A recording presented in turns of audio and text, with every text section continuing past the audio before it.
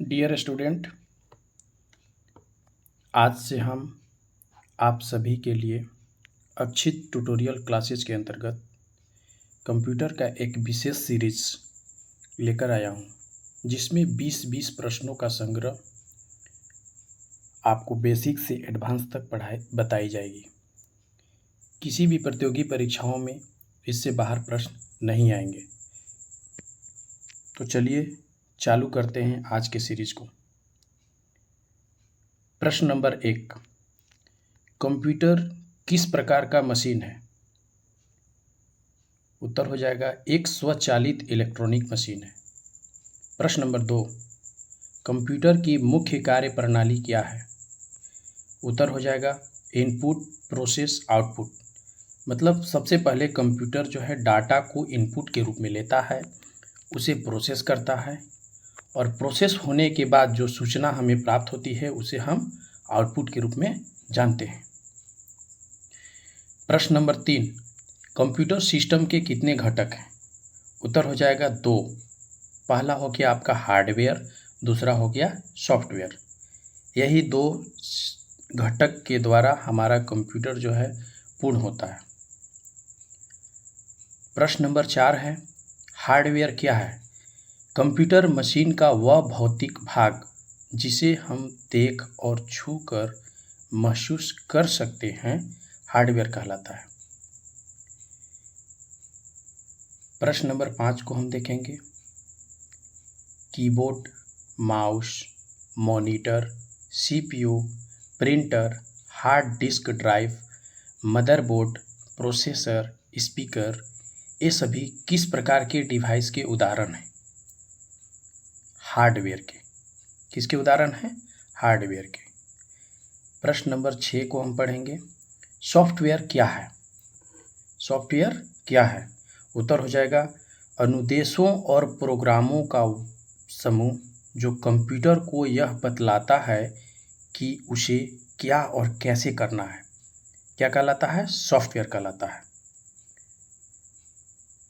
यहाँ पे कुछ पॉइंट्स को मैं एक नोट के रूप में लिख दिया हूँ। सॉफ्टवेयर को हम छू नहीं सकते और न ही भौतिक रूप से देख सकते हैं।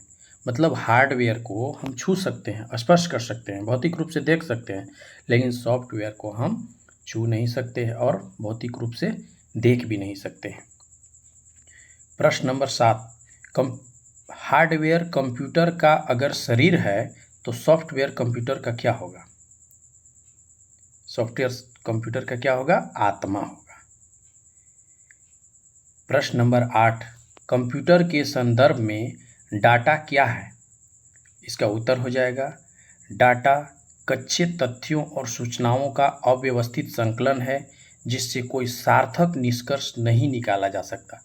मतलब कंप्यूटर की प्रक्रिया में जब हम किसी चीज़ को एकत्रित करते हैं, अव्यवस्थित चीज़ों को एकत्रित करते हैं, तो उसे क्या कहते हैं? डाटा कहते हैं। अब हम अगले प्रश्न की ओर बढ़ रहे हैं। प्रश्न नंबर 9 क्या है? कंप्यूटर डाटा को कितने प्रकार में विभाजित किया जा सकता है? जो डाटा हम कंप्यूटर के लिए एकत्रित करते हैं वो कितने प्रकार का होता है? तो उत्तर हो जाएगा 2 प्रकार के होते हैं।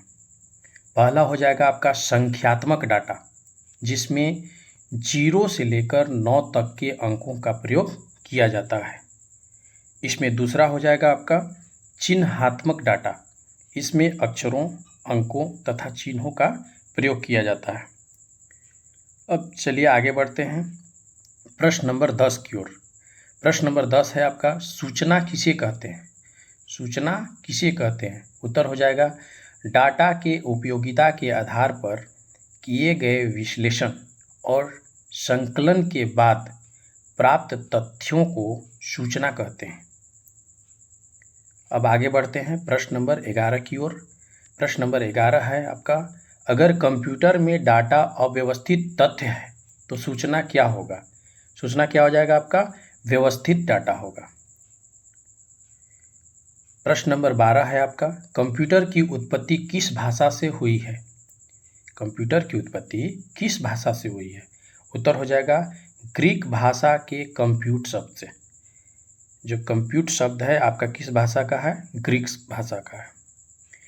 प्रश्न नंबर 13 आप देखेंगे, प्रश्न नंबर 13 है कंप्यूट का शाब्दिक अर्थ क्या है? कंप्यूट का शाब्दिक अर्थ क्या है? उत्तर हो जाएगा गणना करना। प्रश्न नंबर 14 कंप्यूटर को हिंदी में क्या कहा जाता है? कंप्यूटर को हिंदी में क्या कहा जाता है? उत्तर हो जाएगा संगणक। कंप्यूटर को हिंदी में संगणक कहते हैं। प्रश्न नंबर 15 कंप्यूटर के संदर्भ में अनुदेश, जिसे इंग्लिश में इंस्ट्रक्शन कहा जाता है, क्या है? कंप्यूटर के संदर्भ में इंस्ट्रक्शन क्या है? उत्तर हो जाएगा कंप्यूटर को कार्य करने के लिए दिए गए आदेशों को अनुदेश कहा जाता है। प्रश्न नंबर 16 है आपका प्रोग्राम किसे कहते हैं? प्रोग्राम किसे कहते हैं? कंप्यूटर को दिए जाने वाले अनुदेशों के समूह को प्रोग्राम कहते हैं। कंप्यूटर को दिए जाने वाले अनुदेशों को समूह को क्या कहते हैं? प्रोग्राम कहते हैं। प्रश्न नंबर 17 है आपका कंप्यूटर में प्रोसेसर के स्पीड को किस में मापते हैं? किस में मापते हैं? उत्तर हो जाएगा हर्ट्ज में। कंप्यूटर में प्रोसेसर के स्पीड को हर्ट्ज में मापते हैं। प्रश्न नंबर 18 आपका हो जाएगा वर्तमान समय में कंप्यूटर कितने समय में गणनाएं कर सकता है? क्या आप जानते हैं? इसका उत्तर हो जाएगा नैनो सेकेंड में, यानी कि 10⁻⁹ सेकेंड में कंप्यूटर जो है वर्तमान समय में गणनाएं कर सकता है। प्रश्न नंबर 19 आपका है कंप्यूटर की गति को किस आधार पर मापा जाता है? उत्तर हो जाएगा 1 सेकेंड में प्रोसेस किए गए निर्देशों की संख्या के आधार पर कंप्यूटर की गति को मापा जाता है। प्रश्न नंबर 20 आपका हो जाएगा कंप्यूटर की गति को किस चीज़ में मापा जाता है? तो कंप्यूटर की गति को हम लोग किस चीज़ में मापते हैं? MIPS यानी कि मिलियन इंस्ट्रक्शंस पर सेकेंड। ये 20 प्रश्नों का संग्रह है। इसी तरह से हम आगे भी 20-20 प्रश्नों का संग्रह लाएंगे और कोई भी क्वेश्चन रिपीट नहीं होगा और ये सारे क्वेश्चंस बेसिक से लेके एडवांस स्तर के होंगे। इस प्रश्नों का अगर आप अध्ययन करते हैं तो आप किसी भी प्रतियोगी परीक्षा में बैठेंगे तो इससे बाहर कोई भी क्वेश्चन नहीं आएगा। अगर आपको ये वीडियो पसंद आया हो या मददगार हो तो चैनल को लाइक और सब्सक्राइब करना ना भूलें और हाँ, बेल आइकन को अवश्य दबाएं ताकि जो भी अगली वीडियो अपलोड हो आपको नोटिफिकेशन मिलती रहे। धन्यवाद।